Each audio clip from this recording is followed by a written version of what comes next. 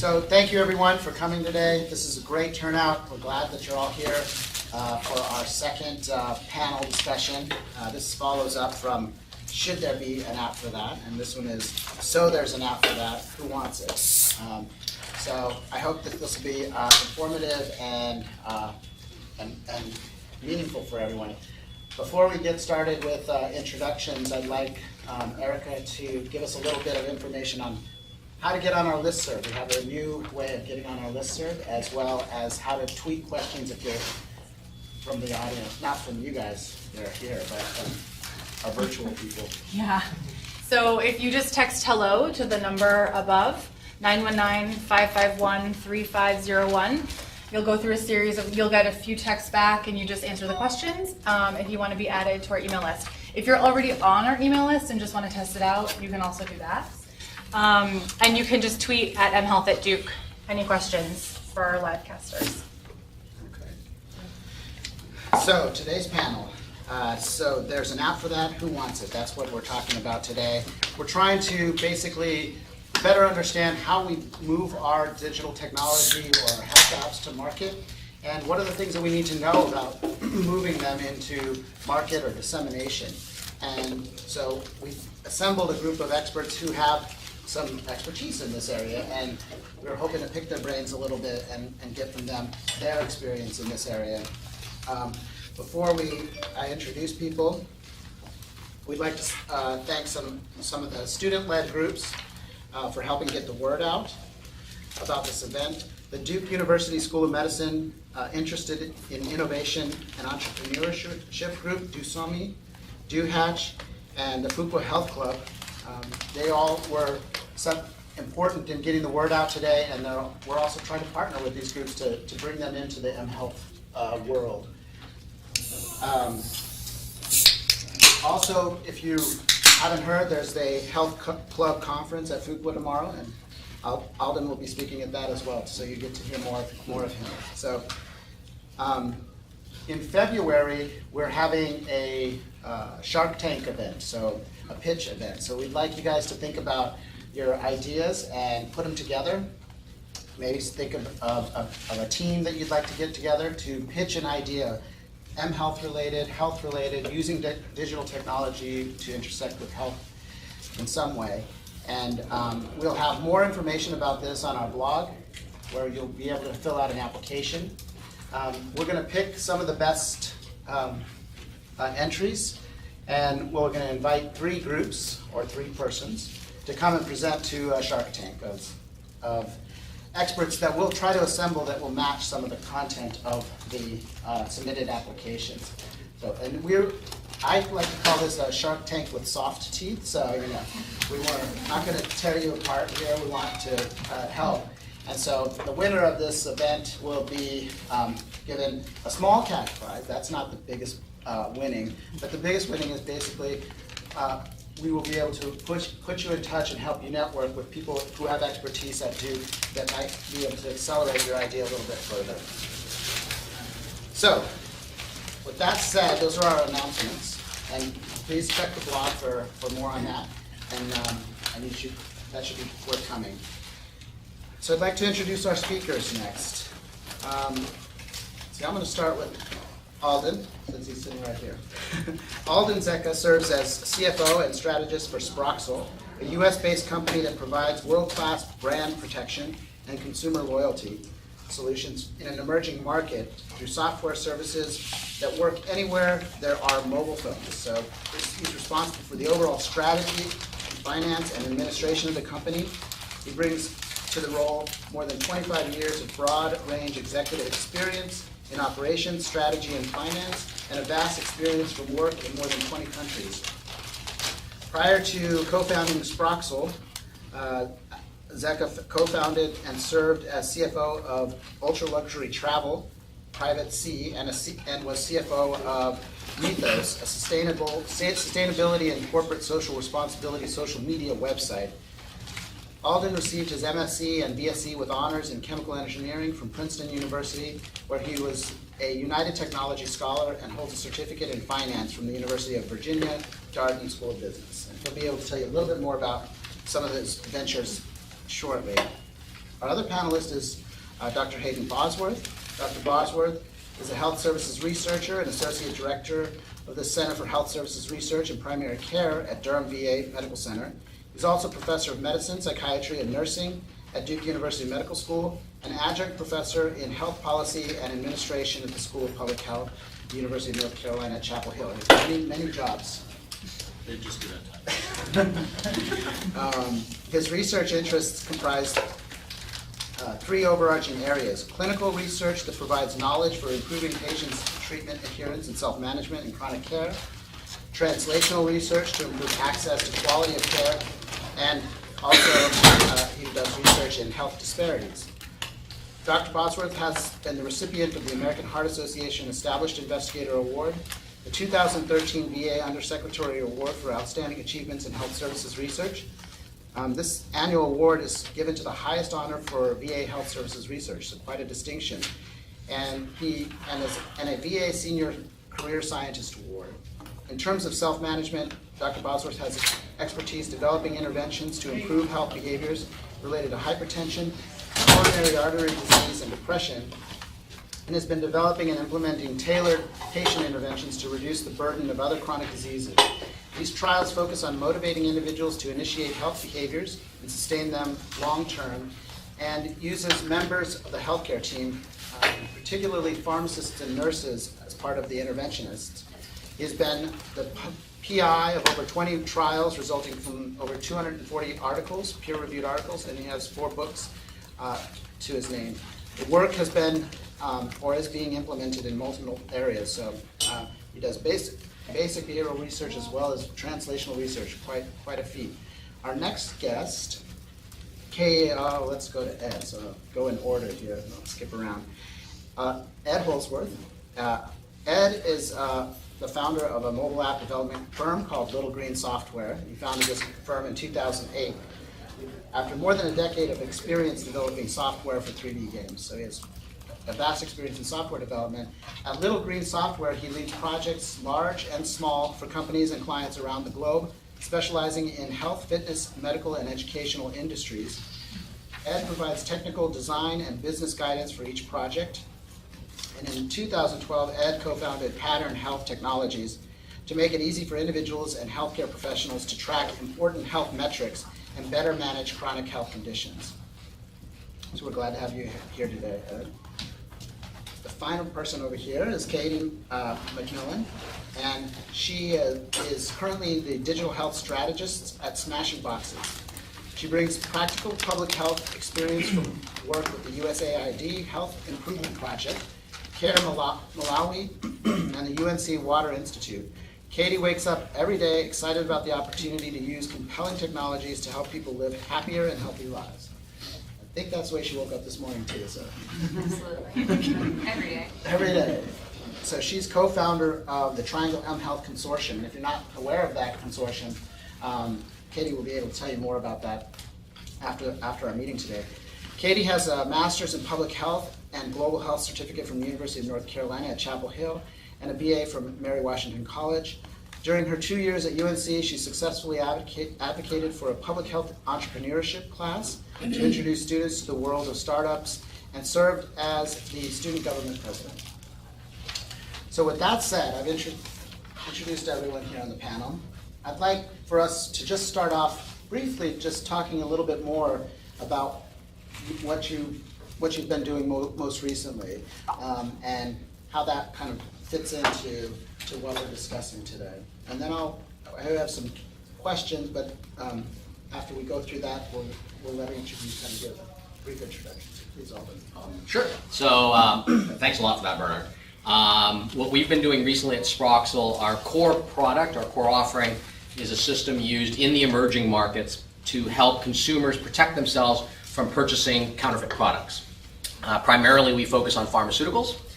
So here in the United States, counterfeit pharmaceuticals are really not a significant issue for most of us, but in the emerging market, they are really a tremendous problem for much of the population, especially those members that will be less educated and have less financial resources tend to be plagued more.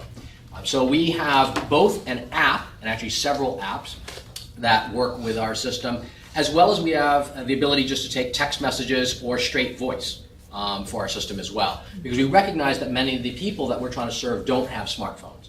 So I'll speak today on this panel mostly about our apps, but we'll bring in some context from these other uses as well. That's just a very quick overview. Thanks, that's great. So I'm not sure I belong here, quite frankly. Similar to Alden, we believe in the platform, and so we don't just do mobile apps. And I'm coming from a different perspective, that I've been a faculty here for a number of years, finding myself publishing, writing grants, doing everything that we are supposed to do in academia, and not finding that it did a damn thing and nobody was using that. So to that end, over the last 4 or 5 years, what we've been doing is working with industry partners, trying to figure out how do we disseminate, how do we implement this, and how do we meet the needs of what their needs are. So with a change of accountable care organizations and federal policy, we've been trying to get into that and moving ahead of that. And so one of the things I'll talk a little bit about is, well, we'll talk about apps, but I think it's really the content and getting it to the person when they want it, whatever way they want it, and whatever means they want it. So phone apps are great, but I think it's one part of the toolbox, and there's a large toolbox. And again, part of what we'll talk a little bit about is how it's like a river. It's constantly moving. How do we get in there? How do we move in and out, and meeting the needs? Versus, I think one of the things we'll see is not over-engineering, creating something in a black box and then hoping somebody wants it. That's not really the way it works. It's really seeing it as a problem, figuring out a solution, and then stepping back. And so to that end, we're working a lot with the industry, particularly in pharma, focusing on medication adherence because there's a lot of policy around that, and creating platforms that allow helping people to understand why they should be taking medication, and tracking things like side effects and other types of pieces. My name's Ed. I think my contribution here today comes from a couple of perspectives. I have sort of split my time between Little Green Software, which for 6 years now has been developing apps as a service with for customers. So we work with our customers to understand the user need, the business goals, and develop and design the app and help with the marketing for that app. And my other company, which has we developed a product internally and then have spun it out into a new business called Pattern Health Technologies. We are acting as our own client now and experiencing even more directly the whole business model, the working with the sales and marketing more directly than ever before, and so and trying to experiment with new product ideas and understand what is going to what the market what's going to be successful in the market. So hopefully my experience working with a lot of different kinds of products and apps with Little Green Software, and then maybe some more specific direct experience with Pattern Health in the space of chronic disease will be of benefit here. Okay. I'm Katie, and I work at Smashing Boxes, which, if you're unfamiliar with it, it's a full suite design and development firm based in Durham. So we design and develop custom websites and applications, and also build SMS platforms, do branding and user experience, user testing, kind of anything that you would need to take an app from concept to actual delivery to the consumer market. And I focus specifically on our health projects. So I talk to people that are interested in working with us, as well as current clients that work in public health or healthcare, and try to help them think about the entire project from the beginning through the end, what their goal really is for the people that they're trying to reach.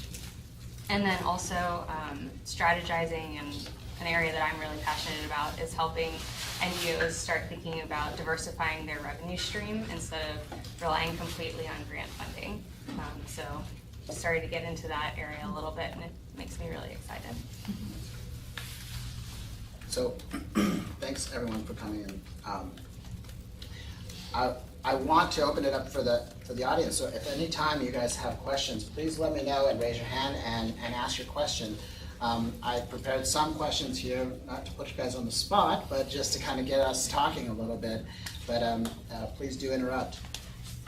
So I think one of the things that that we're talking about today, we say, should there, is how do we move our app to market? When we say app, we're usually talking about digital technology. So it accompanies a broad sort of nomenclature that we're using here. But the things that I think are successful at moving your app to market or moving your app to dissemination, maybe you could talk a little bit about the kinds of teams that you need to put together when you have this app or product. What are you looking for in a team, and how do you start thinking about who to bring in to help move things forward? So anybody can jump in. We can- Go ahead, Katie. I can start with that. So I think when you have a startup, you usually start with kind of one person who's a managing partner or has some sort of business acumen, and then you have your technical person. And I think one area that gets overlooked is marketing.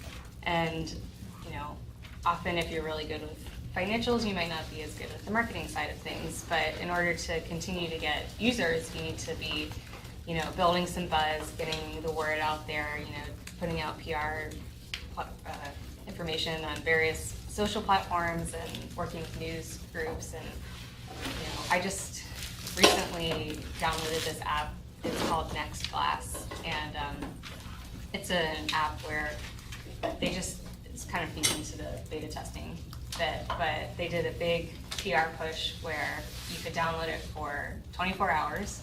So they had a bunch of things like all these articles that came out about like, oh, how cool this app is, and then it was like, okay, it's here for a limited time. So they got all their beta testers that they wanted for the app, like just by doing that marketing push. And they also started getting their information out about that. So I think that's a huge thing. And then I would also encourage people to consider design as well. Like sometimes people think, oh, well, we just want to get functionality out there to get some initial testing. But I think that if something isn't beautiful and compelling, then that's not going to be enough to sell your audience to continue to stay engaged with your product. I want to build on that because I think that's absolutely right, Katie. That a huge problem I see with a lot of solutions is that you have great technology and you have great ideas and potentially great functionality, but frequently designers will miss the requirements of what the user actually wants or will actually use. So the function may be perfect and the user may get a great functional experience, but if they don't have a truly good experience, they won't end up using it. And that's a key element that I think a lot of technologists, a lot of business people may overlook frequently, is that need to get a user perspective. Not just does it achieve A or B, i.e. does the function work, but is this something that you would actually continue to use, and potentially would you pay for this? I think it's something that's overlooked a lot of the time. So that's a key element I think in the team, is to have someone either represent that or to have a pool of beta users. I mean, there are different ways to achieve that, but to have that viewpoint put forward is very important. So I just want to also add, I think that all that is good, and I think those are important parts, but I think what's also missed is where is the clinical aspect? So if we're talking about mobile health, where is the content and who is the stakeholder? So what I think doesn't work as well is to say, I'm going to create this app and hope that I'm going to put it somewhere and people are going to purchase it and so forth. Sometimes it works, that may work, but what we typically do is find a partner, find a problem, and then let's work through the solution through multiple iterations. So I'm a psychologist by training. I know some of you are that. I think what our goal also is, how do we make this sticky? And what I mean by that is that we don't want just to download. That's not really what we're trying to do. If we're focusing again in the context of mobile health, it is a problem. Typically it's an acute, a chronic issue. we don't want people to download it and stop using it after 2 weeks, right? So those of you doing work in obesity, this is not something you can solve quickly. So how do we create something that is functional, usable, wanting to use it, that is sticky, and they engage in that? And that's a part that I think is also crucial, and so another piece that needs to be really thought through a lot. So I think marketing and all that is great. I think the programming is great, and if you don't have a good product, that's fine. But we in academia, we have the other extreme. We have the content, and it looks like crap, okay? And it's not really functional. And so how do we merge maybe some of what we do in academia and say, okay, wait, I've been doing this for 20 years, I think I got it right, versus saying, okay, I kind of have something, and I have some data, and working with our partners that are here, and merging that, because they're out in the real world, they're seeing what the market wants, and can kind of say, okay, instead of us in academia doing it on the side, where we have to do 20 iterations just to get something that looks pretty, they're already at a place where it looks good. Now they're kind of merging with our contents and so forth. So I just throw a couple pieces. I totally agree with everything that's said, but I think we in academia, we have to think slightly different. And I agree also with everything that's said, and I'll add that involving the end user in that team at an early stage is important. It depends on, of course, the application you're talking about, but how is your app going to be used in the context of that user's world? We've worked with a customer who was developing an app for nurses, very busy going from bed to bed, and it turned out that for that particular use case that a audio and voice activated application was going to be most convenient, because they have their hands full and they're running from room to room. Those kinds of user experience issues only get discovered if you're talking to the users and really understanding how they're using the app. And it's an engineer and design team in a room won't necessarily think of all those scenarios. If I could just also add, I think whenever possible, make it as simple as possible. I mean, I think what we do is we totally over-engineer stuff. And I give an example. I sit on the NIH study section for SBIRs. These are small business grants. And I can't tell you how many times I've seen grants come across where something like an analogy of this was one recently. It's medication adherence, so a big problem, upwards of $150 billion worth in the US of non-adherence, okay? So some great engineer created a device that could track whether or not you took the medication, but it required someone to put a necklace around it and a little device in the pill, and so you swallow it and the necklace would record it, and it was perfect. It recorded absolutely everything else.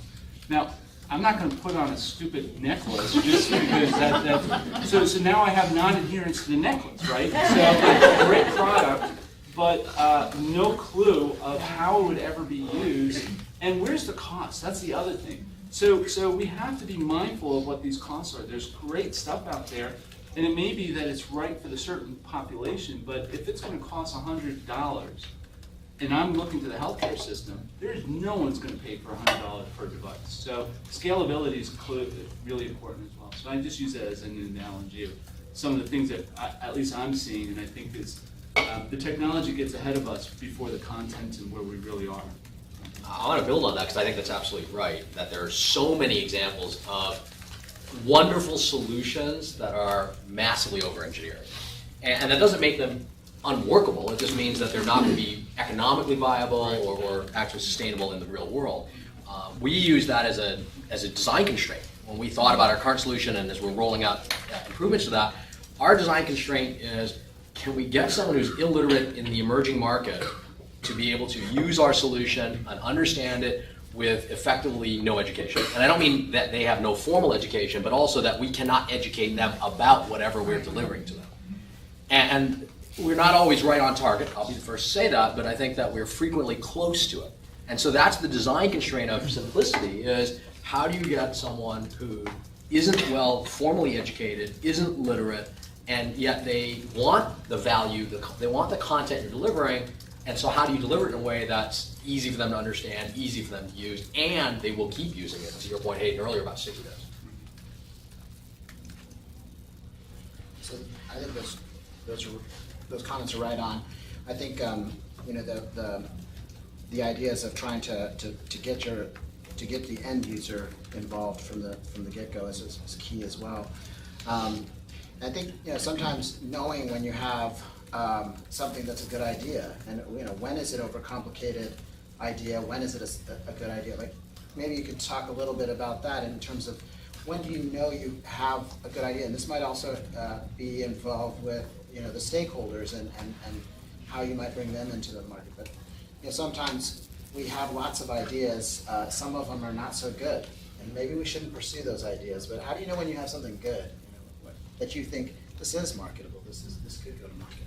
And a related question is, it may be good, but it's not the right time for it. And where are we in terms of acceptability, funding, and technology? And I think that's a really important thing to put that into context. It's not yes or no, it's when is it good, and when are you on top of that wave, if you will. Yeah.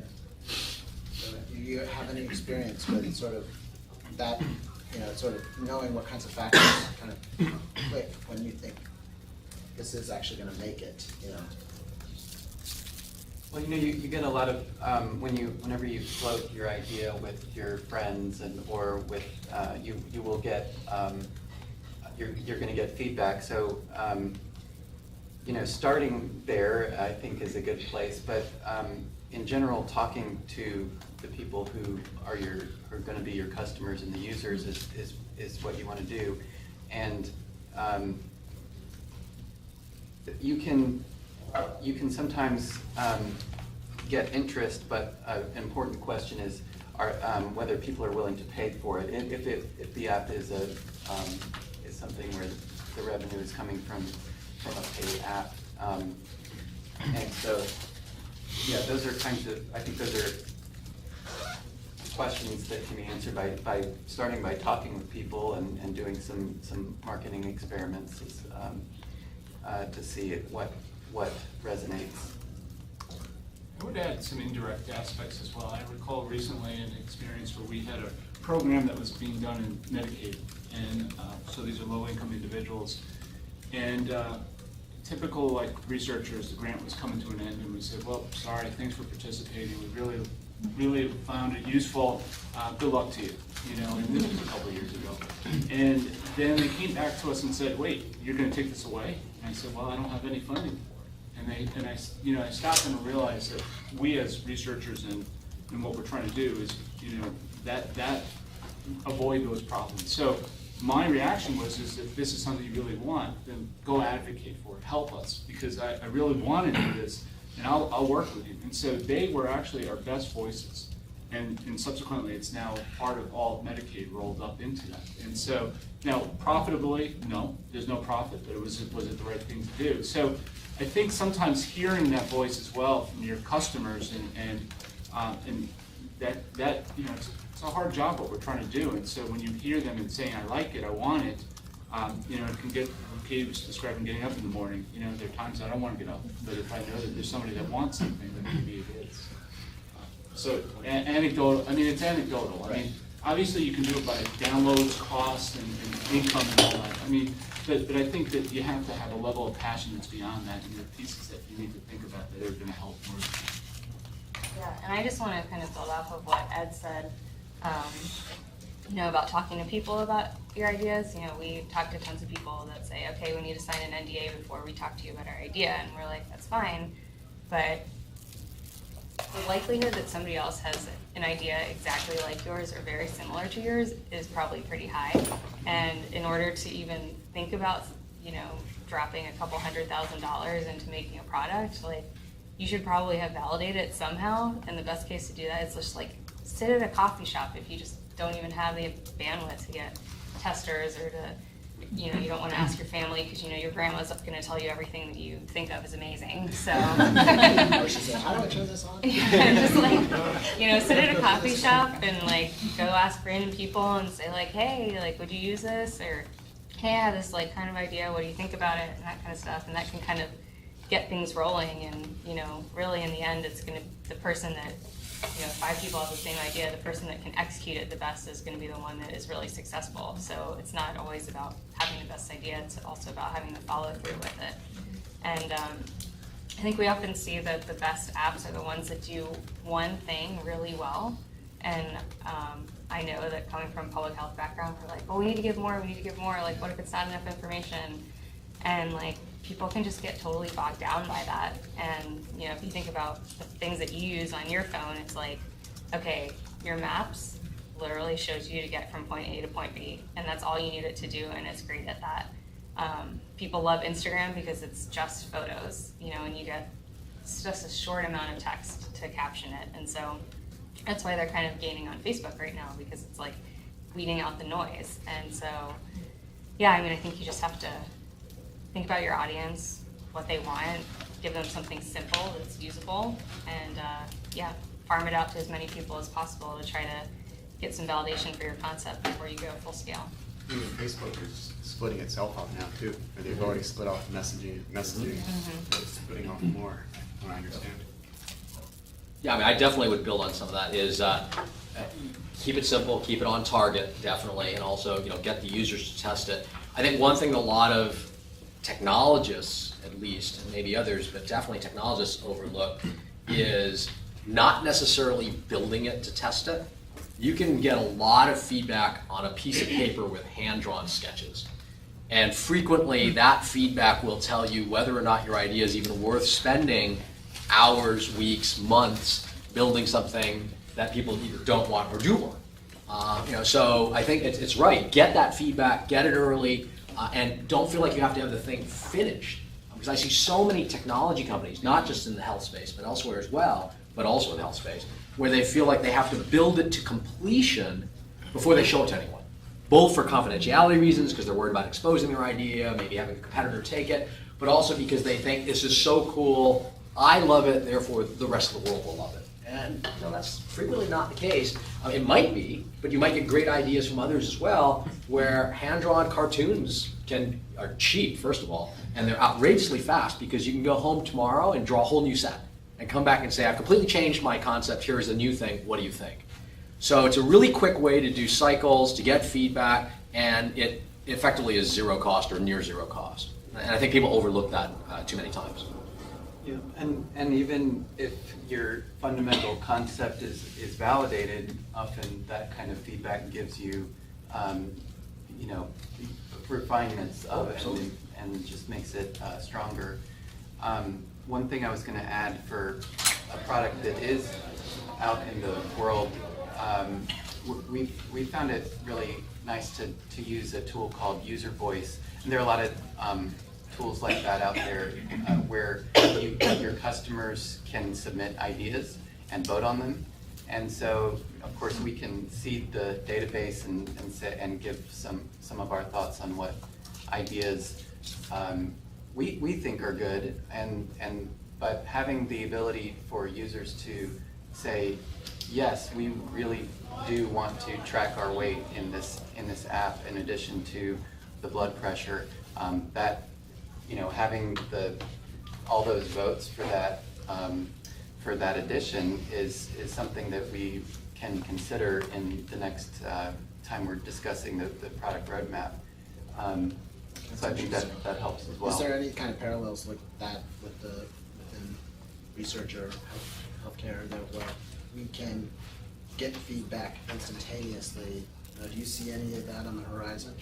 Yeah, I think that we can look to like PDSA and Six Sigma, and these iterations. So we in research worry about fidelity, that we lock it in and assume that we can't make any changes, but that's not the way reality is. And so if you start a program and you do that, you can do the iterations and actually be much more successful.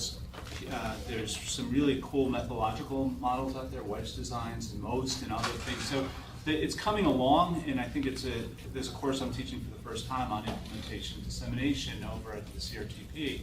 And in that, we're talking about some of these models so we can actually use statistical and methodological ways of evaluating this. So we're not just doing anecdotal.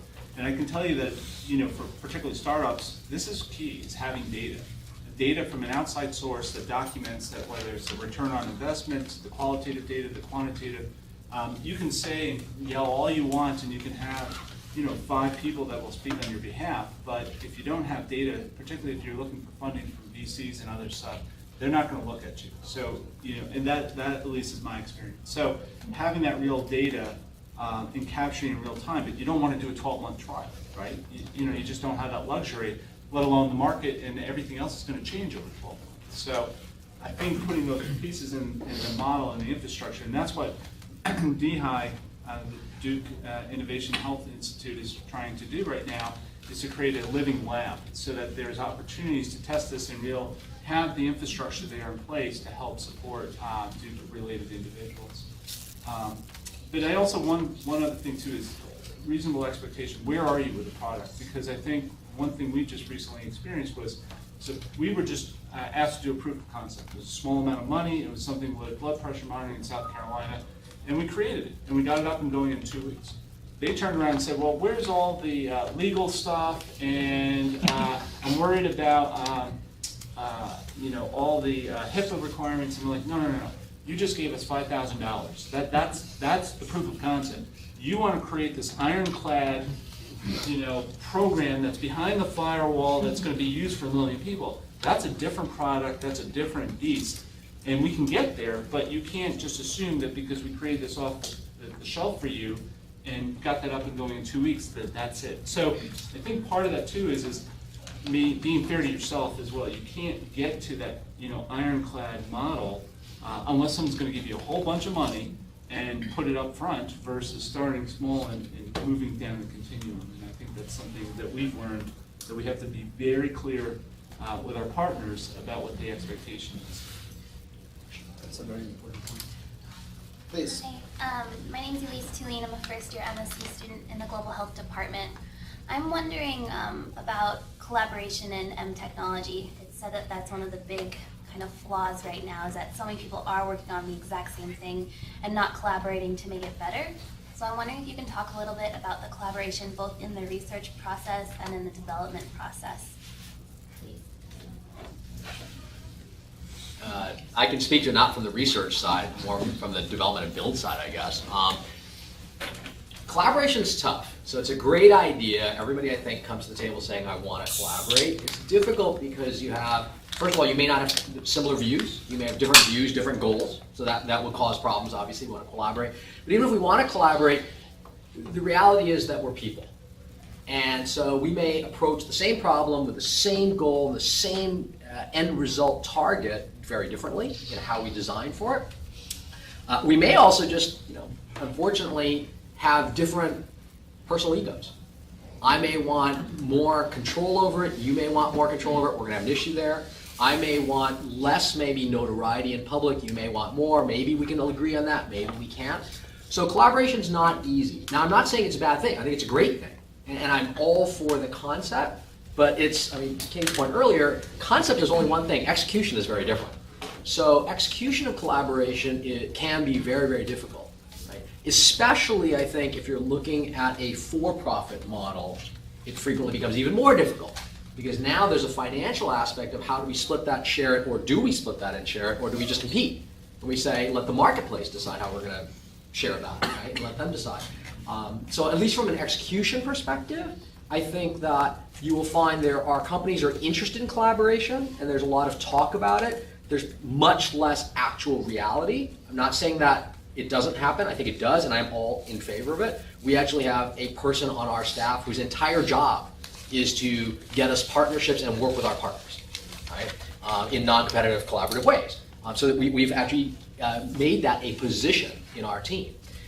But I think that still achieving that is very, very difficult and much harder than talking about it. So I don't mean to dampen it, but I'm trying to bring that that's where we stand reality-wise. The other side of the coin, independent of the research, is where we're seeing our success as an outside entity. That when we go to large companies, there's so much turf issues that Alden was just describing internally that we externally can help facilitate that and move it forward. So we're picking stuff off that should be done internally for these large organizations. So we're kind of getting some wins there. Is that a model sustainable? I don't know. I think from the research environment, though, we are more in tune to the collaboration. But any good military history would tell you that you need a leader, right? Somebody has to be kind of driving it, and I wouldn't call him a dictator, but somebody's got to be kind of driving it a little bit. The relationship I have is I work on the research side, doing the content, and then I have a partner on the industry side. Because there's just, first of all, I don't know everything. I don't know business plans and finances and all this stuff. I don't want to know that stuff. I want to focus on the content and be locked in a closet doing the kind of the cool stuff. So if you can find those teams, that's great. But I think one thing is clear expectations and really communicating what are the roles and responsibilities are really absolutely essential.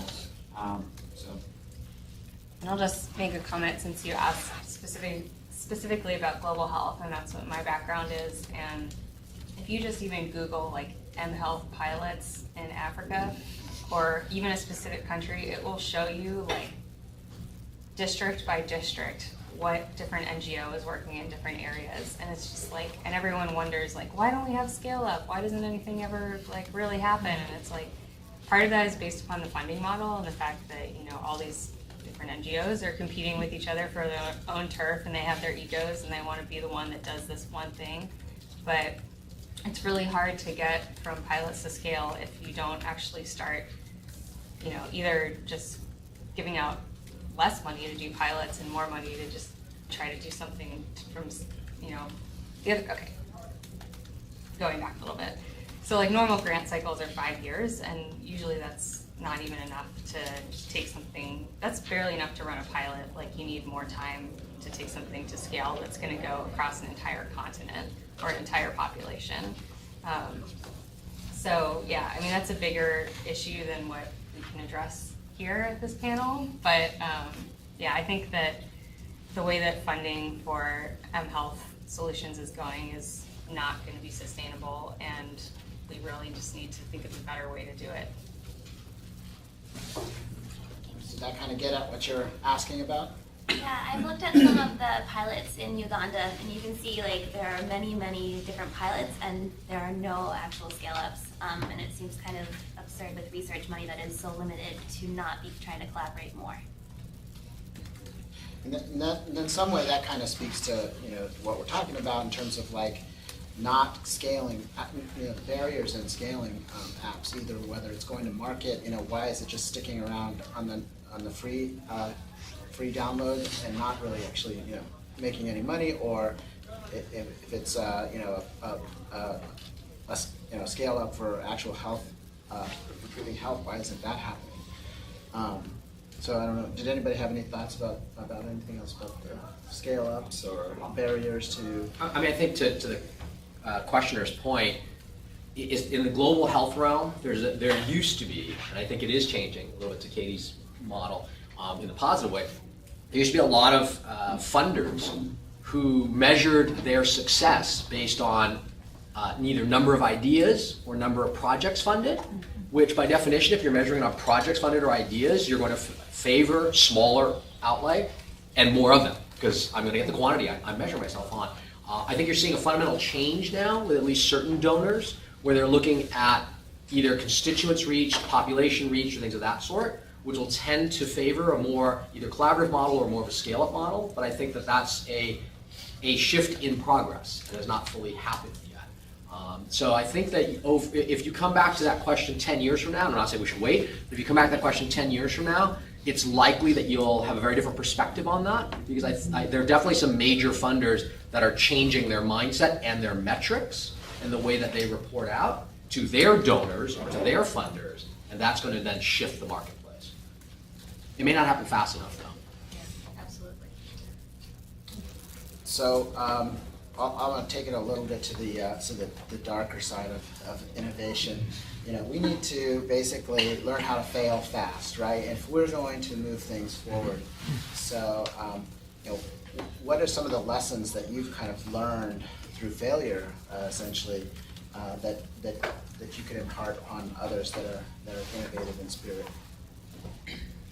Well, I was thinking, when I hear the term fail fast, in my head, I'm like, well, I don't really want to fail. What I really want to do is learn fast. And you're asking, how do you learn? And I think the way to sort of set that up in a structured way is to set goals and measure the app or the product's success against those goals. And you might have, 4 ideas or more, 4 top ideas about what's going to help your app get to the top 100 as a starting point. And, you talk with your team, you figure out what those top 4 are, and then you test it out and you see what works.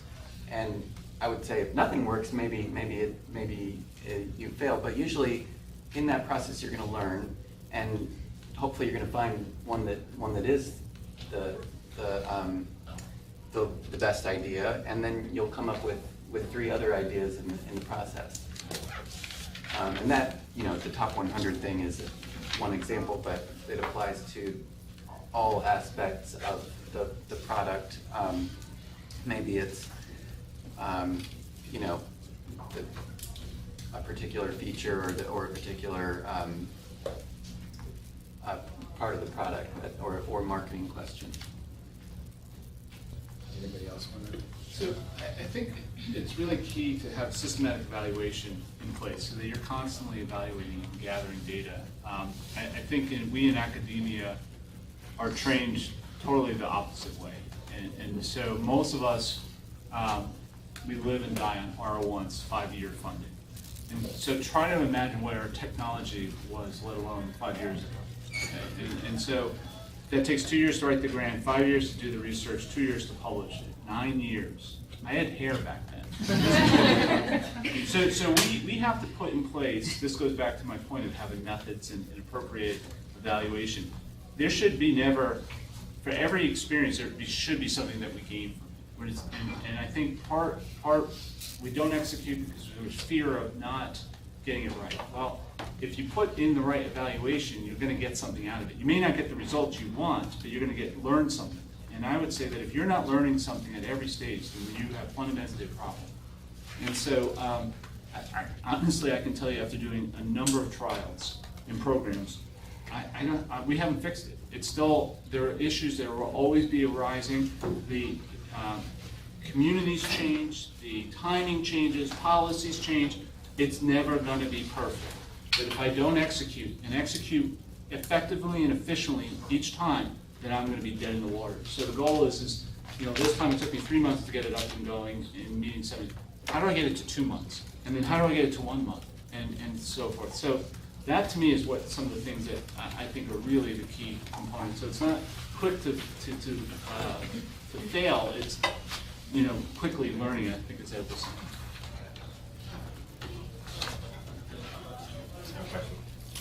No, I agree with fail fast.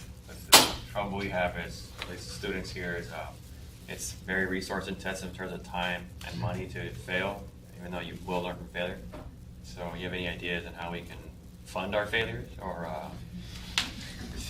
what kind of resources would you say are available from what you guys know that can help innovators or entrepreneurs learn from failure and fund that learning? Well, I'm going to fundamentally challenge one aspect of your question, which is a premise, which is that things here are both time intensive and financially intensive. And the reason I'm going to challenge that is because in my experience, in most cases, it's one or the other, not both. If you have, something can be incredibly time intensive, but if I give you enough money, you can overcome a lot of it. Maybe not 100%, but a lot of it. On the other hand, if you have no money, but you have talented people who really spend a huge amount of time, you can frequently overcome a lot of those other problems, right? So they're going to trade each other off. They're not perfect, right? There's certain things that still take a certain amount of time, right? And certain things that take a certain amount of money, but you can trade those off. I think for students, though, in a student setting, where you're constrained, where you typically don't have time because you're busy doing academic work, and you probably don't have money, if nothing else, you're probably burdened by huge amounts of loans, so you're negative on the money side, right? I think a couple things is you learn to be incredibly resource efficient, right? You have to be, because you don't have the resources. So I think it's a great learning pool. It's a great place to get that, right? That doesn't totally answer your question, I recognize that, but that's just a comment on that. I think one way to learn quickly is tap into those around you. And I think a lot of students have incredible resources at your hands, so to speak, that you either aren't aware of or you may not have thought in the same way. So you have access to incredible researchers, I mean, Hayden's here, right? People like that who you can at least talk with. They may not fund you, they may not advance your idea in terms of building it for you, but they will at least give you information. They will share with you their experiences, and that can save you a lot of time, potentially money, right? Through the university, you'll have access to research libraries that in the private sector, we do not have access to, at least not for anything less than tens, if not hundreds of thousands of dollars. You will get that for almost free if you go to any good research university, go to the head librarian and say, I'm trying to research X. And they will say, here's all these resources we will make available to you for free because you are a student here.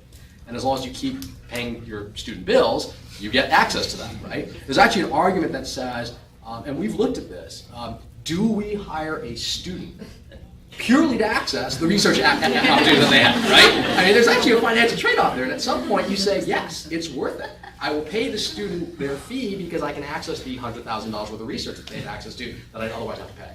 Now, we haven't done it yet, because we're incredibly resource limited too for cash, but it is not. So there are things that may be there that you may not have thought about in the same way, which doesn't get you all the way there, but may help. Yeah, there's also tiny pots of money around if you look for them. Like there's the Carolina Challenge at UNC, and I'm sure there's some stuff that's happening at Duke as well. But yeah, there's always little competitions here and there where you can pitch your ideas and people give you a little bit of funding or some co-working space or something to kind of get things off the ground. And when you're a student, you can really leverage the I'm poor aspect of it, and people will be willing to help you. And I think it starts with a fundamentally good idea. I mean, if you think you're going to create an app and just stick it up on Apple and someone's going to download it, I think that's like, what, less than 1% if they make anything. I think what it is having a problem and then figuring out a solution to that. Because then if there's a problem, then someone's going to look to you for the solution and may be willing to support. I also think that, again, I take the academic model. We're so accustomed to these grants that we get fat, and we're just so tired, easy, and it's $5 million, it's $2 million. And you look at it and you think, oh my God, I probably, if you cut it down to $100,000, I could have done the same thing, or even $50,000 or $20,000. And so I think we get lazy if we think that we have to hit on that larger level. And I think you could do a lot with a little bit of money, and that's been our experience. If you have $1 million, burn it on pocket. Yeah, we'd be happy to take it off your hands. He'll give you a diet plan really quickly. That is the model we live off of here in Duke, and that's just not as successful. So the hope is also Duke. Again, I mentioned the DHI. I think DHI and this accelerator is supposed to hopefully help facilitate some of this, because I think there's not a lack of good ideas here. There's just a lack of execution and vetting, and not all ideas are meant to see the light of day. Geisinger, which is a healthcare system out in Danville, Pennsylvania, every person there is supposed to come up with an idea every year. That's part of their kind of toward their salary benefits. So everybody from the nurse to the front desk to the physician. And their expectation is that for every 10 ideas, one is only going to make it out of there. But these are people on the front lines making suggestions, but all you need is one every so often, and you're good to go. So, but we don't have that model here, and I think that does us a disservice. I'll also just make a note that the Triangle Startup Factory, which is over at American Tobacco Campus, Dave Neal, who heads that up, he is jonesing for a really good health idea. Like, we've talked about this so many times. Like, why aren't there any really good health ideas that come through here? And he's like, I don't know. We have 4 classes a year of people, and I never get anything that's really good. Or there's not even that many to choose from. Most people have ideas that aren't health related. So if you think you have a really good, viable idea, definitely approach them and find out what their process is, because you get some initial cash, and you get workspace and access to like all of their connections and mentors in the region. So it's a pretty good deal. I think there's a good program here too. DoSoMe and DoHatch are both great at connecting you to other talented individuals who can help facilitate and accelerate ideas. So, trying to sort of tap into those resources that you have here at Duke is a good way of at least getting started with no money. I think that's we're having that competition, so we're not giving a lot of money away, but we'll hopefully be able to facilitate connections in a way that you might not have had before. So we're happy to do that here at Help at Duke and the Digital Health Science Center. So, you have another question? Yeah, Adam Curry from BD. So there's been discussion about engaging your users, kind of understanding that, and there's always talk about evidence base.